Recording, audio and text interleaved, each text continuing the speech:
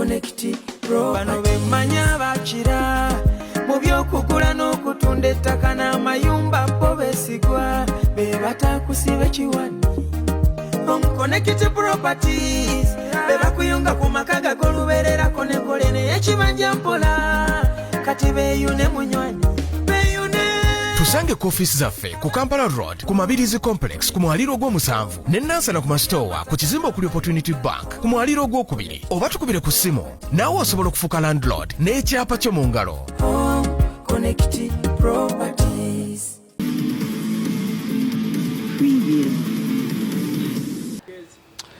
Nkwaniriza nate omulungi atulabanga bulijjo ku mukutu gwaffe guno ogwa YouTube. Tukwebaliza ddala okutulaba, webale kutwagala, webale commentinga, webale subscribinga, webale kusharinga, webale kuviewinga, byonna ku mukutu gwaffe ogwa CBS FM UG ogwa YouTube. So nga ate n'emikutu emirala nga bulijjo gye tukutegeeza egya social media najjo mwebale kubanga ateera mugijjumbira emikutu nga ogwa CBS FM UG ogwa Twitter ogwa Instagram ogwa Facebook yonna gye tuli bingi bye tukuteerayo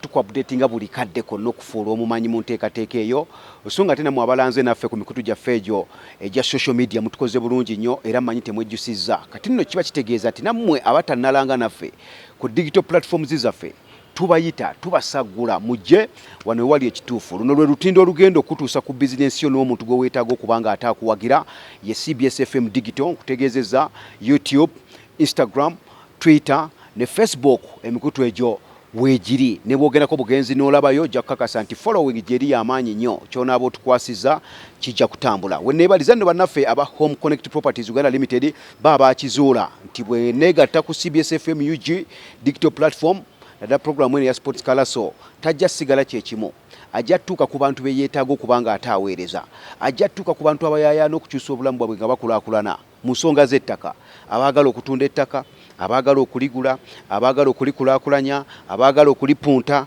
abaagala okugoba ku biwandiiko by'ettaka byonna Home Connect Properties Uganda Limited benkuzigirira nga bulijjo nkujjukiza saagala kufeerebwa omanye ekirungi bangi bakyeyunira bangi bajja kwerimbika mu Home Connect Properties Uganda Limited todiringa na muntu yenna mulala genda ku office ziri bbiri mu ggwanga Uganda bw'oba togenze Nansana ku Mastowa ku kizimbe kya Opportunity Bank omwaliro gw'okubiri waggulu ku Hoima Road jangu wano ku Mabirizi Plaza omwaliro gw'omusanvu masekati g'ekibuga ge matabi gokka gekugamba ojja okuzuula obwerufu mu nsonga ez'ebyettaka nze Kanakulya Rajabu Bokere ensonga nno nnyingi zetugenda okutunyana ne muganda wange wano MK yali ku kamera yali mu kifaananyi yakituddemu nsonga ate Samusoni wali yakitematema ne kikutuukako bulungi nnyo nga tutanya ensonga ez'ebyemizannyo ez'enjawulo tubadde mu international break liigi zammwe ŋŋanzi zibadde ziwumuddemukko wabaddewoko ekiwubalo ky'omupiira ogwa club naddala olwa vibe eriwo ennyo ebungereza tusuulirira kulaba ku champion mupya gwe baatuumye eri enjovu simanyi oba anaagiwangula naye nga vibe eri waggulu nnyo Italy kiringa ekinatera okulangirirwa Napoli abasajja abatwala kaguddeyo agenda kusamba AC Milan wamukubira omupiira ebyomulangira biyinza okuba nga ate biri mu process Germany wakyaliyo koka competition in fact nga bwe gambye nti Italy waliyo ogw'amaanyi oguyinza okulangira champion ate ogwe German ogwa Borussia Dortmund ne Bayern Munich ogwo tegulangira champion ne gujja tegeeza kinene nnyo olw'ensonga nti Dortmund yekulembedde ekimeza n'enjawulo ya kabonero kamu buli 5-3 Bayern ina 5-2 kyatuusa n'okukwasa omutendesi Julian Nagelsmann omukwata ku nkoona balese Thomas Tuchel agenda kutandika emirimu gye ne mu dabe ye Germany nga batunka ne Dortmund tugulinze bwe gunaatambula Spain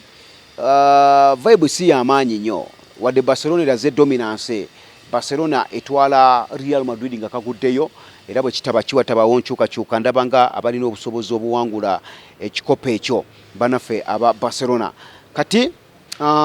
ne Italy ne Bufaransa eyo ebbugo musiri amaanyi PSG ekyeriisa nkuuli naye kati awali okulya n'okkomba essowaani ye Bungereza buli omu gy'atunuulidde obubonero buyinza okubawo nga bungi naye bw'olaba level ya competition ey'Ebungereza toyinza kugamba nti kyaggwa dda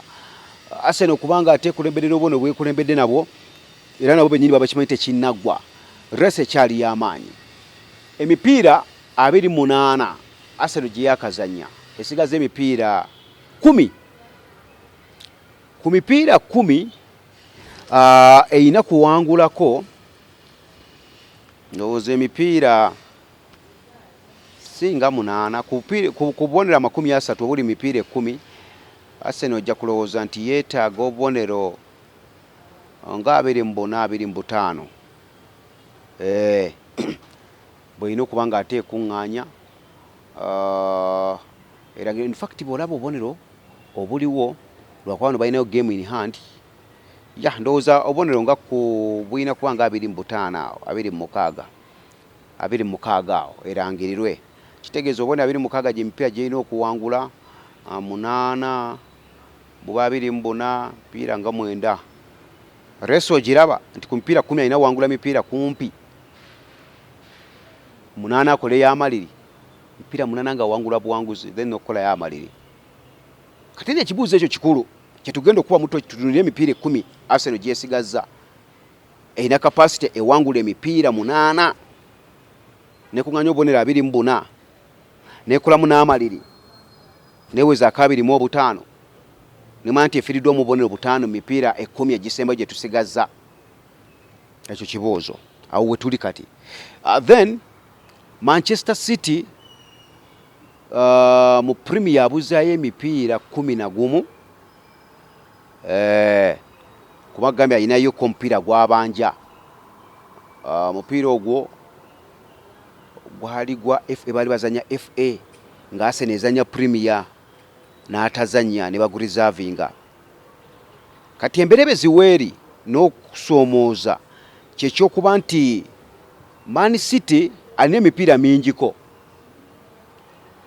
bw'olaba sizoni eno alina emipiira 11 egya liigi alina emipiira 2 egya Champions League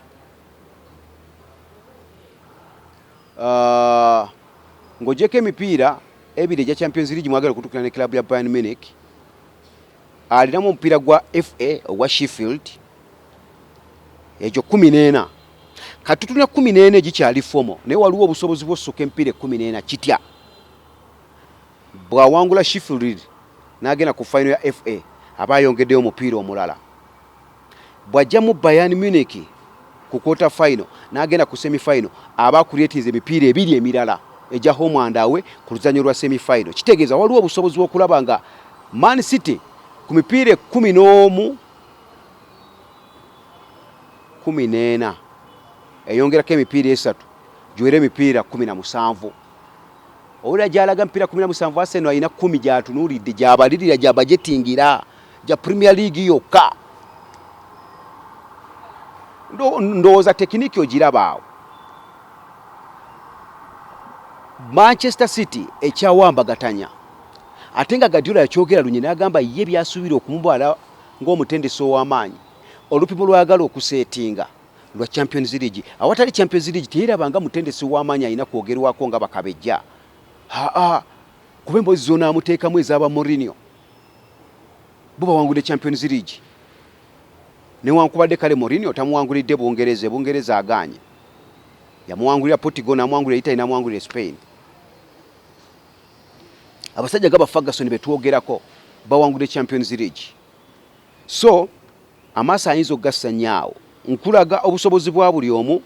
n'obulinga obuweerero buli omu bw'alina Arsenal bw'otandika kuwumbawumba byonna alinga alina obuweerero emipiira 10 myangu okubala nti awanguleko emipiira 8 akoleko amaliri omupiira gumu ate waliwo n'obusobozi titwogera mu mipiira egyo that's if Man City ng'awangula buwanguzi ekyo tukibaze nti kyeyeetaaga nga Man City asudde mu mupiira takoze mu maliri naye waliwo era obusobozi Manchester City n'agenda ku omupiira omulamba nga bwe tugenda okuyita mu fixtures n'akolamukko ku maliri ne kyongera okwanguyisa ttiimu ya Arsenal ebyetaago byayo okuwangula ekikopo kya season eno ekya Premier League okubanga byanguwa tuli fena nti bw'ogamba emipiira 8 gy'alina okuwangula oli ayinza okugamba ate kisoboka eyo winning run eba y'amaanyi nnyo Arsenal tegisobola naye waliwo obusobozi bw'obuteetaagisa mipiira 8 ng'awangula biwangule ekyo kireflectinga ne performance ya Manchester City buli olaba Man City bamukwatiramukko bw'ati maliri kumukuba kitegeeza kiri advantageous eri club ya Arsenal okubanga tekyabanjibwa mipiira mingi nnyo egy'okuwangula ndowooza okitegedde Arsenal season eno mbyenyumya erina emipiira 10 gyokka gyesigaza okusamba gya Premier Man City gambye mukubalidde nga wetwogera alina 14 eja Premier 11 ogwa FA gumu gwa 12 eja Champions League ebiri gye mpira 14 naye wakyaliwo obusobozi ofuula emipiira egyo 17 bwajja mu Bayern Munich abayina home and away game eza semi final bwajja mu Sheffield n'agenda ku final ya FA abagirindiridde agenda ku mpira 17 yabaffe mu Champions League tayinza kuyitawo ku semi final n'alindayo n'omupiira omulala ogwa final ya Champions League. So olaba akatuka Man City kakyali kama ine wakubadde nti balina omutendesi asobola ojagolinga emipiira egyo congestion ey'emipiira ne squad agirina abavubuka bakulu ekimala si baana abo tonti alina tiimu emu bwagijja wasigaza bukacere abasajja emyaka agirina emituufu Jojo Saba Resorts team depth weeri abasambi mbungi bwabwe okusobola okukola rotation ku mpira gwaba yeetagisizza n'okukiwangula abasobola naye era toyinza kudda eri n'okyeyibaza ku muntu atalina bingi kibanga bumubeeraawo nga gwe olina okuweerera omwana olina okuzimba ennyumba olina okugula emmotoka olina obuvunaanyizibwa ng'olina bungi naye nga mukola omulimu gwe gumu. Man City ne Arsenal bali mu liigi y'emu naye musobola okubeera nga mukola omulimu gwe gumu sifudde ku bya musaala gw'ofuna naye ng'omuntu obuvunaanyizibwa bw'alina omusaala gw'afuna alina osasulako poloti alinayo looni alina okuweerera alinayo abalwadde ng'ebyenjawulo naye n'osanga oliye ng'atunuulidde kimu kyokka ku musaala gw'afuna yawe asasula busasuze renti ye kayikaga gwe watunuulidde. So kati yenjawulo eriwo wakati wa ttiimu zino eziri ku mbiranye y'okuwangula Premier League. Tugenda kuyisaako ku mipiira kati tunagenda mu mupiira mulimu ko elementi y'obuvune obutonotono abasambi bubalina. Arsenal eno abasambi balinga 6 abalina obuvune wadde mulimu ko abatandise ottowolokukamuko. Edin Ketia alina obuvune kati omuntu abadde yesinga okweralikiza mu squad ya Arsenal Thomas Partey yabadde ku ttiimu y'eggwanga erya Ghana. In fact ku mipiira ebiri yasambako gumu ogwasooka ogukubita yagukubye ne bamuzaayo ebungereza ng'afunyemuko kanoko juke bwe yali agenda eggana okusaba omupiira bamuwerekereza omusawo wa club ya Arsenal abeere nga amulondoola n'omutambulizaako amaaso okulaba nga ate tafuna buvune olw'ensonga olwa performance. Bwe bakola assessment omanye abasajja bano abali professional batuyitako nnyo bo batulawo ne batandika n'okuanalyzinga musambi Ssekinnoomu performance ye ku ttiimu ne bakijja mu general performance ne bamutunira ye ng'omusambi. Kati assessment yakolebwa kyazuulwa nti Thomas Partey mu buwanguzi bwa ttiimu ya Arsenal abadde entabiro abadde mutima buli lwabaddewo byabadde akola n'obuwanguzi Arsenal bwe badde tukako ne babugeragera nti bamwetaaga kati mu winning run gye baagala mu mipiira 10 gino okusobola okubanga bawangula ekikopo. So bamwerekereza omusawo era ndowooza yabawa ne advise ab'eggwanga lya Ghana omusajja olwamukoonamuko mu mupiira gwabwe ne bamutikkirawo nadde Bungereza abadde ajjanjabibwa era agaliyo galaga nti ali 50-50 asobola okubaawo mu mupiira gwe bagenda okuba nga ate basamba. Then Musamula Kirantiane oyo omusikoti ebigere byafuuka nga bikajjo bya Goa. Then omujapani Takahiro Tomiyasu naye yalwala wakasajja kagera ne kamuyuwe yali ayuwenjegera wakasajja ka Sporting Lisbon sipi mujjukira mu mpaka za Europa kagera ne kamugakanga n'atwala ekinywa kiremerayo ne kyekaaka. So akyali ku buvune era agavayo galaga nti season yewe kitaba kyeringa eyagwako kuba abasawo assessment balaga nti ajja kudda mu mwezi ogwokutaano omusajja oyo Takahiro Tomiyasu mu Japan. So olaba nti namba 2 eyo waliyo ko challenges ne Ateta bwabanga omuvubuka oyo ali wabweru paka omwezi ogwokutaano. Then Muhammad Elneny oyo yenno munnange nawe kati tebamanyi dirwalidda ate nga William Saliba naye agavaayo okusinziira mu ddwaliro ly'abanafu ba Arsenal bagamba tebamanyi return date ye nekyongera okubanga kyeralikiriza omutendesi mu katuka alimu abayeetaaga abasambi kati nga William Saliba mu center back partnership ennungi tomanya nti olwaliro Ben White oba Gabriel Magalhaes omu ku bayinza okulwala kati obuteeraliikirira nnyo nakufokera kizibu ba olina option ya William Saliba okubanga wali kwakati mu mboze tunyumyeza Arsenal okuwangula ekikopo department zona zino okubanga ziri active abateeba balina okuteeba tuwangula mupiira nga toteebye ate nga n'abazibizi balina okuzibira bw'oteeba bakuteebera omaliriza oluzinze game eyo. So olaba nti buli omu alina okubanga atali ku peak ye balina okubanga bali ku form balina okubanga ate beebereramu mu nteekateeka eyo. So olabiramuko nti oba toyina Takahiro Tomiyasu mu namba 2 eyo olaba nga wayenje buseemuko in case senga bafunyemu Konoko bwoba toyina mu center back William Saliba nga tomuyina already challenge eri Mikel Arteta ng'omutendesi so alina okubanga ataabala ebintu ebyo bireme kubanga bimukosa wane kiyinza okubanga kikosa Arsenal bulina kuba buvune kubanga nkulaze nti ebirala bino ebya fatigue congestion y'ebikopo competition nyingi tabiriimu atunulide Premier kati ekiyinza okubanga factor emusuuza Premier League obutagiwangula injury concerns ezo kyalina okubanga ate yeewala so era manyi kati abantu abamu kwaba abasinga okubanga bali busy ku timu ya Arsenal be basawo ba club eyo abakola emisana n'ekiro okulaba nga abasambya abo babira balamu balungi so be basambya abo aba Arsenal then Man City tabadde nnyo na buvune Phil Foden mulwadde yayinamu knock then ne kivuka kino ekisodde kyabwe ekyo kisaibongo brought Erling Haaland kisolo ky'amaanyi oyo wasuka bafuluma amawulire agagamba nti baali bafekinze injury ye omutendesi nga tayagala muvuka agende kusambira timu y'eggwanga erya Norway ng'ayinza okulwalirayo nga Thomas Partey bwe balwaliddeyo ku national duty naye agaliyo galaga nti omuvubuka alabika mulwadde era bakyabuusabuusa kikyali 50-50 okukuba omupiira gwa weekend oba obutagukuba gwe bagenda okubanga bazanya bagenda kuzanya club ya Liverpool ate nga bagwetaaga nnyo okusigala nga bakyalinnyeko ekigere nga tebakijjeeko mu reesi y'okuwangula ekikopo so kati otutulina ku fixtures 10 ezisigadde za club ya Arsenal ziwulirize bulungi omuwagizi wa Arsenal naawe omusunzi wa Arsenal omanyi ziriwe ziyinza okutega akalipo Arsenal ziriwe ziyinza okubanga ate zimuwanguza ekikopo omupiira gwasooka okuba mu ndyaga gwa lunaku lwanki agenda kuttunka ne club ya Leeds United guli ku Emirates Arsenal yekyaza then bazeeko Liverpool guli ku Anfield ogwo mupiira gwa kubiri ku mupiira ogwokusatu Arsenal egenda kukyala ku maka ga West Ham egenda ku West Ham ekyaleyo then Arsenal ekyaze Southampton mupiira ogwo ogwokuna ogwokutaano bajja kubanga ate batunka ne club ya Manchester City mupiira gwo nagukugamba dda nti oguyinza okubeeramu emboozi za title decider gugenda kuba wenda kuza omwezi nga 26 omwezi ogwokuna 26 omwezi ogwokuna Arsenal sinkana ne Manchester City amala okumuzanya wayite ennaku 3 zokka Arsenal azanya Chelsea awo wategeeza kikulu wakati w'ennaku 3 ezo 24 26 ku 29 alina fixtures 2 ng'ali kwawe ku Etihad azanya Manchester City akyaze wakati timu ya Chelsea awo wewali ekinyusa ku mipiira egyo kati bwana bagibaze kijja sinzira kuba in fact ogwawa alina okwekubira Manchester City ndowooza yongere biri gye biragambye bwakuba Manchester City abayongera okukendeeza ku bibalo n'emipiira gye yeetaaga okuwangula ekikopo ndowooza tutegeeragana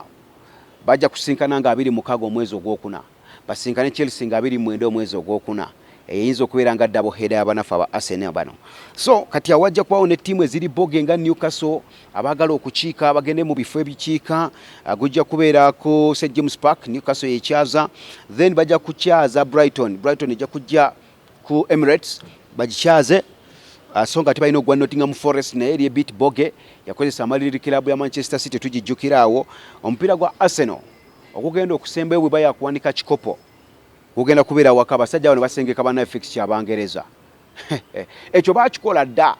nga tebamanyi obeena ne mu quotation y'okuwangula ekikopo emalira waka omupiira egumaliriza waka liigi egifundikira waka nga basamba club ya Wolverhampton Wanderers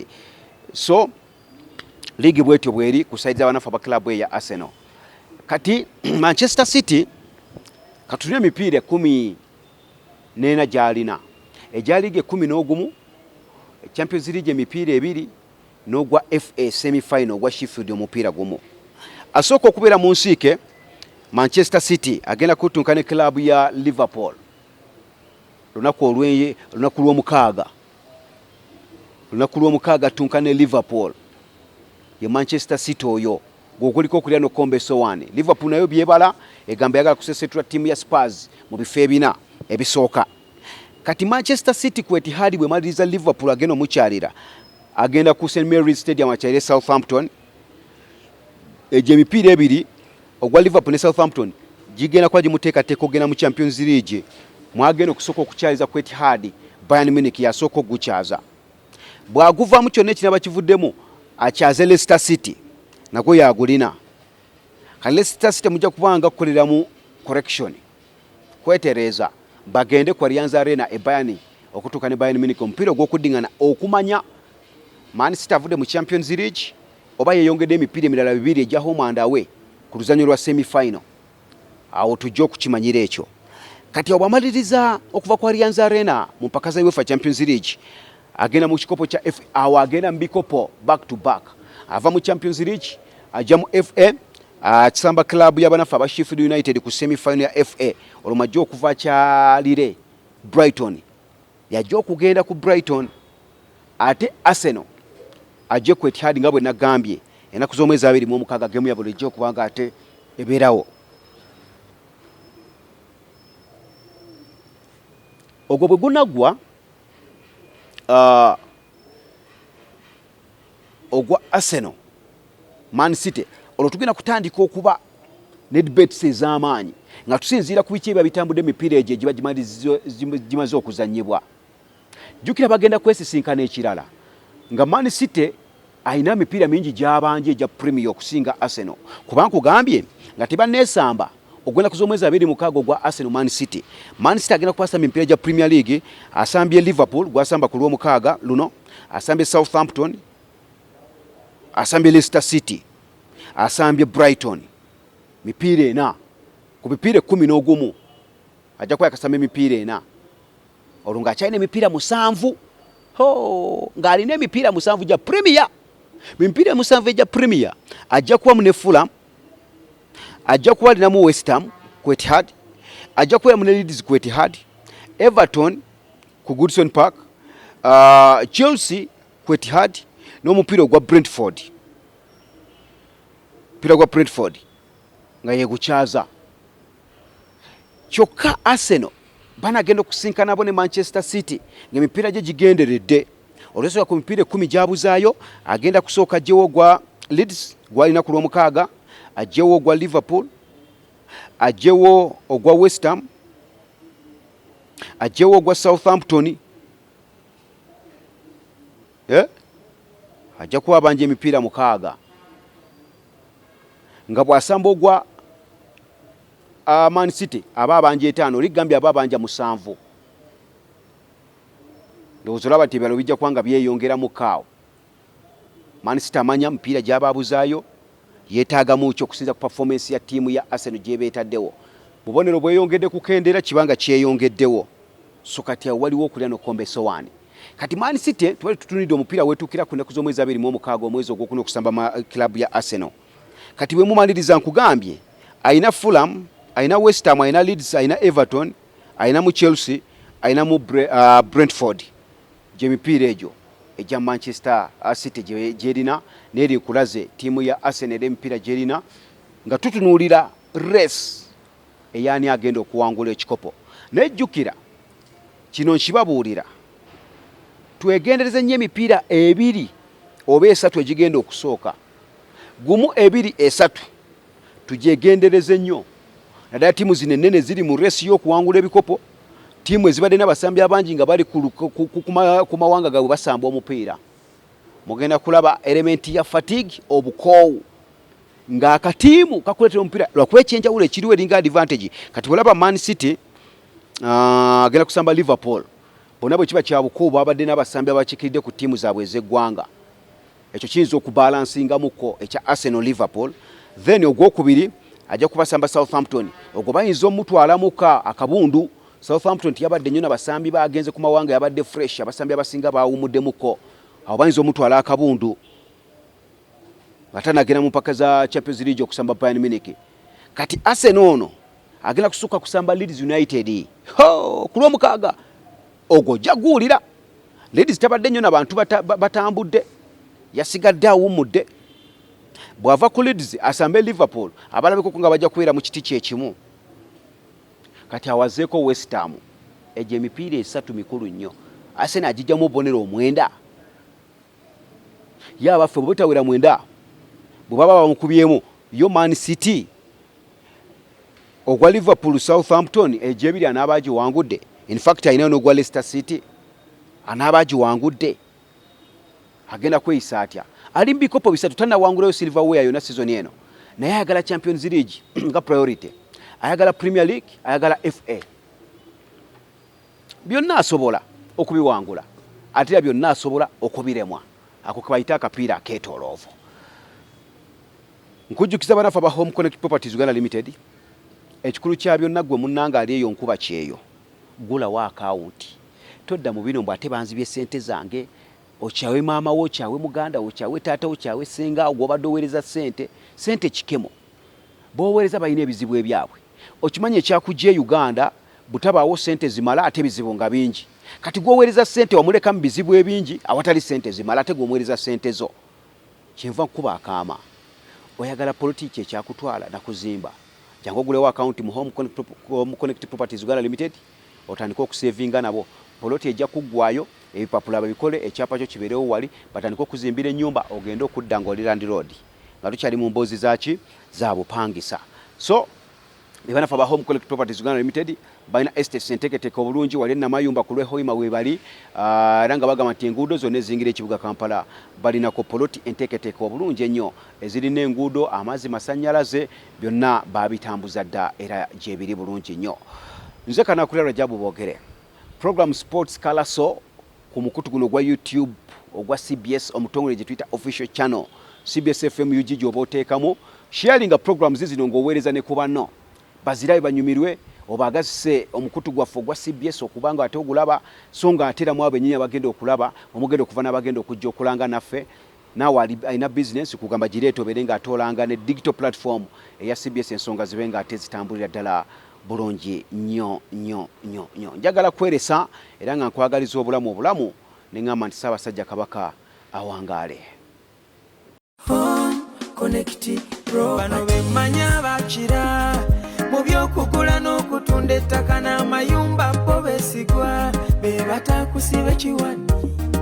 Home Connect Properties be bakuyunga ku maka gag'olubeererako ne kolene ekibanja mpola kati beeyune munywani. Tusange ku ofiisi zaffe ku Kampala Road ku Mabirizi Complex ku mwaliiro ogw'omusanvu ne Nansana ku masitoowa ku kizimbe okuli Opportunity Bank ku mwaliiro ogwokubiri, oba tukubire ku ssimu naawe osobola okufuuka landlord n'ekyapa kyo mu ngalo. Home Connect Properties. Preview.